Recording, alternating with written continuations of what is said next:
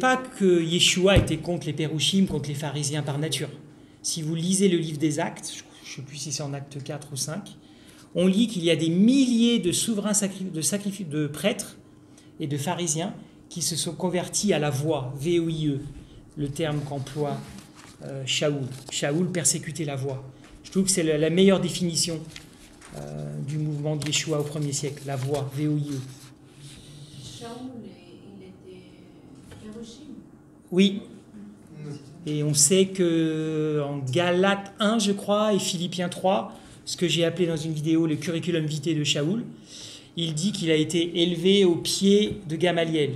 Et dans les vidéos, on a vu que Gamaliel est le petit-fils de Hillel, Ben Shimon est le fils de Gamaliel, enfin tout ça, il y a une lignée. Ça, c'est important, vous retrouvez cette lignée, et Shaoul en parle.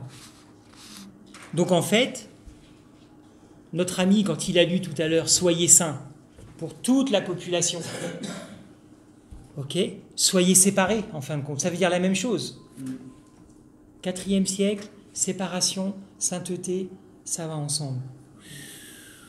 Reprenons la pensée de Willy, si vous avez écouté la vidéo de Willy sur Kedoshim. Elle était extraordinaire, cette vidéo. Il a parlé de la sainteté, et puis il nous a dit, on s'élève vers Dieu en étant saint. Ok. Et puis à un moment donné, il a parlé du saint, le parvis, le saint et le saint des saints. Ok.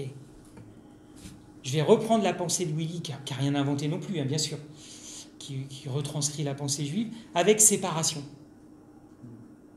Et je vais même aller plus loin. Si on rentre dans la pensée de l'Éternel, c'est ma compréhension. Vous prenez la planète, donc c'est le plus grand. Il n'y a pas de charte, je ne peux pas le faire. Après, hop, vous séparez Eretz Israël, première séparation. Ah, la terre sainte, Eretz. Et dans cette terre, Jérusalem. Ok. Et dans Jérusalem, encore une séparation. Le temple. Et puis dans le temple, première séparation, le parvis. Il y a le fameux parvis des gentils. Éphésiens 4, je crois. C'est une référence. Et on a retrouvé le mur. Il y a un mur où on a retrouvé une inscription en grec. Ta-da-da. Si vous n'êtes pas juif, si vous passez le mur, vous pouvez mourir. On a retrouvé ça. Et encore une séparation, le saint. Et puis il y a encore une séparation, le saint des saints. Quand vous regardez bien, on part du plus grand comme ça, et puis on se sanctifie, on se sépare, on se sanctifie, on se sépare. Et puis qu'est-ce qu'il y a dans le saint des saints? Et qu'est-ce qui se passe dans l'arche une fois par an? C'est pas un point, ça? Ça vous rappelle pas la création? On dit que le jour de la création, il y avait une puissance incroyable, plus petit qu'une tête d'aiguille. Moi, je travaille dans une institution qui cherche à connaître l'origine du monde. C'est incroyable. Et j'ai des élèves incroyables, des gens super intelligents. Ah, attention, en voilà un qui va te poser une question. Je reviendrai sur les... Oui. Est-ce que j'ose t'interrompre Oui. sur le point, la concentration?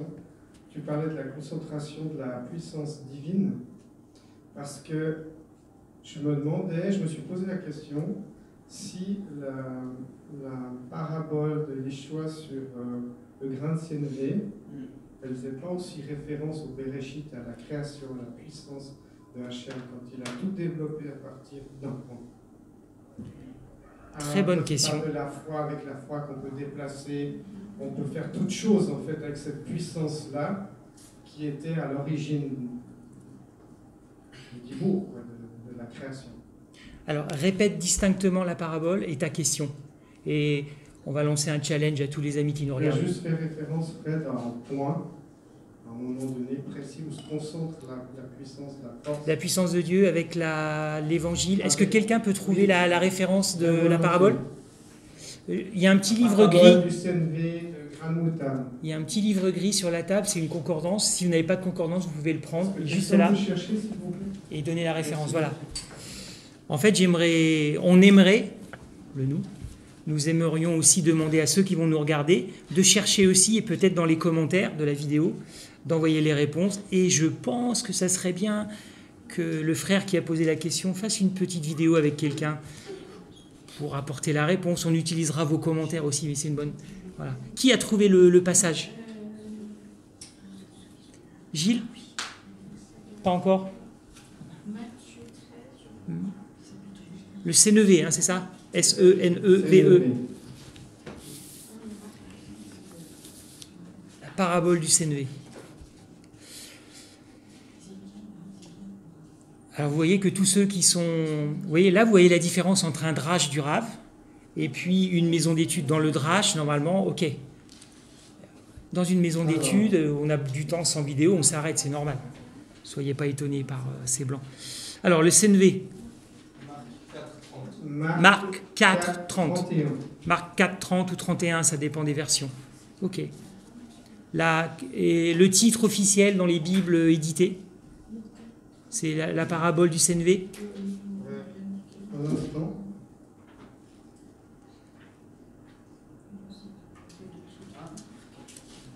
Dans la version qui est une version juive messianique, c'est le... Donc Marc 4, 30 ou 31. Dans la version que j'ai sous les yeux, le titre c'est « Qu'est-ce que le règne de Ha-Elohim » Qu'est-ce que le règne? Ok. Ok. Donc notre frère a un ouvrage très spécifique. Il a été le chercher dans un endroit très spécifique.